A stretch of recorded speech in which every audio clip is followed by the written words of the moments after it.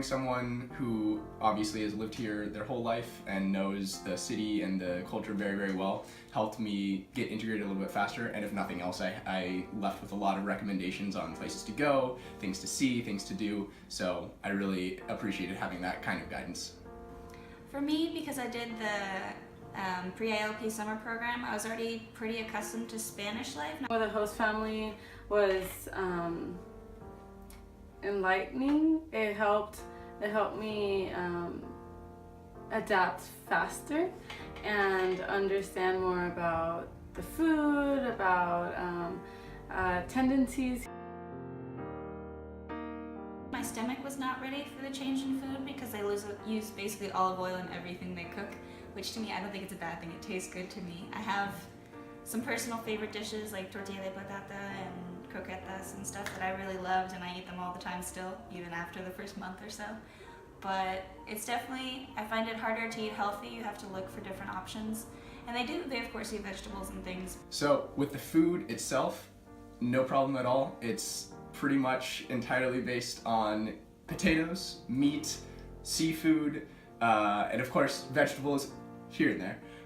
So for me, I absolutely loved it. As far as the schedule, it's honestly just taking a normal schedule and maybe pushing it back 2 hours. I know a lot of people talk about it as a really big deal and it's totally different, but for me, I didn't find it too difficult after the first few days to get used to it. Well, that was actually really difficult for me.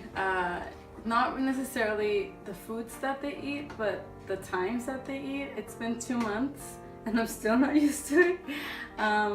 Lunch here is typically at around 2-ish, I think. And we're used to lunch at like 12.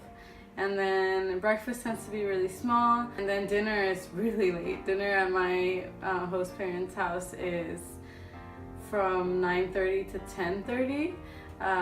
So I have to adapt to that situation. I have some snacks in my room. Whenever I get hungry, I just like eat from there. Yeah, so it was pretty difficult. The food itself wasn't that difficult, but I do miss what I'm used to.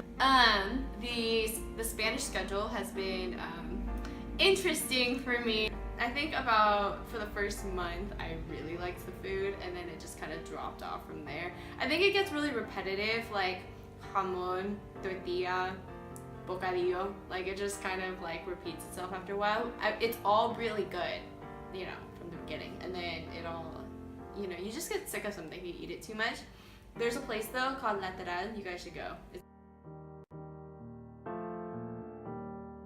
I'm vegetarian, so I'm not the best candidate for judging Spanish food, but I mean, I really quite enjoy it. I like tortilla and pimientos de padrón.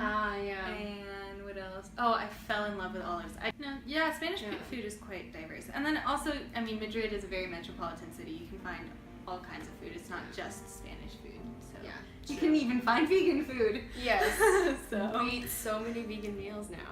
I think something that people need to understand is that in any city or, you know, a new place that you're going to move to, especially in another country, it's always going to take a really long time for you to feel like you truly belong, that you've adopted the culture and everything. So, like, honestly, for me, it probably took about 6 to 8 months to feel like I was really at home in Madrid, which is not, like, it's a part of the process, and you grow so much from that process.